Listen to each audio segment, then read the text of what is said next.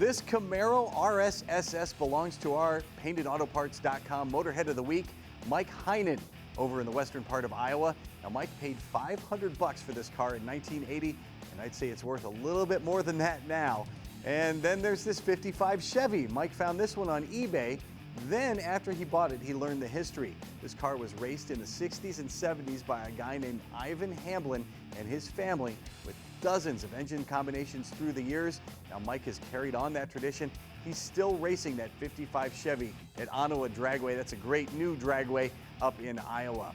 Mike told me he was just 10 or 12 when he fell in love with his brother's 33 Ford Coupe, and later he turned that affinity for cars into a career as a body man, and all of this makes him a very deserving Motorhead of the Week.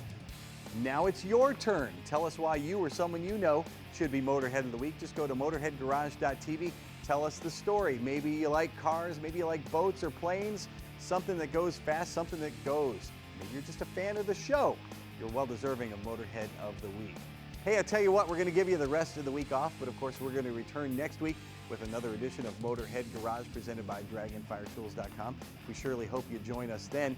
In the meantime, if you have a product you want to see featured on the show, drop me a note, dave@motorheadgarage.tv. Until next time, from our entire crew here at Motorhead Garage, we'll see you next week. Oh yeah, drive safely.